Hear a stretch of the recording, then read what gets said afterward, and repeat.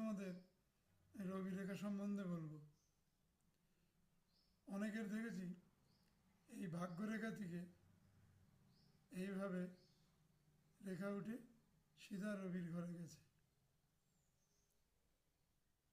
এরা এইসব ব্যক্তিরা এর সঙ্গে যদি ভাগ্যরেখাও থাকে সুন্দরভাবে, তাহলে এইসব ব্যক্তিরা অত্যন্ত মেধাবী এবং ভাগ্যবান প্রতিভাবান ব্যক্তিত্ব হয়ে দাঁড়ায়, অর্থাৎ দেশে বিদেশে তাদের অনেক সুনাম হয়।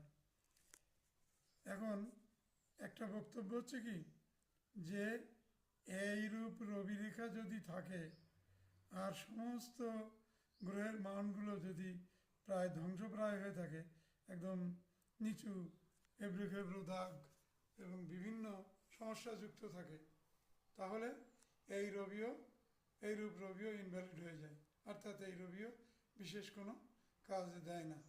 কিন্তু এমন দেখা যায় না যে রবি রেখা এইরূপভাবে আছে অথচ বৃহস্পতি তার ড্যামেজ, এরকম প্রায় দেখা যায় না। হয়তো 1 কোটি বা 2 কোটির মধ্যে একজন দুজন হতেই পারে।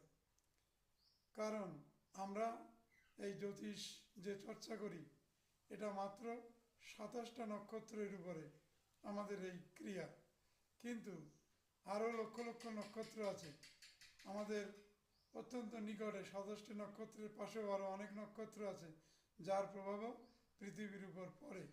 এই জন্য এইসব ব্যক্তিদের ক্ষেত্রে জ্যোতিষ প্রায় অনেক সময় ভ্রান্ততা প্রমাণ হয়, কারণ ওই নক্ষত্র সম্বন্ধে এদের যে সূক্ষ্ম সূক্ষ্ম ধারণা দেওয়া আছে জ্যোতিষে, সেই সূক্ষ্ম ধারণাগুলি অবগত না থাকার দরুন, কারণ মানুষের হাত বা শরীরে সমস্ত নক্ষত্রের প্রভাবই কম বেশি আসে, সেই জন্য আমাদের জ্যোতিষশাস্ত্রে সূক্ষ্ম সূক্ষ্ম রেখাগুলোর বিচার অত্যন্ত আবশ্যক।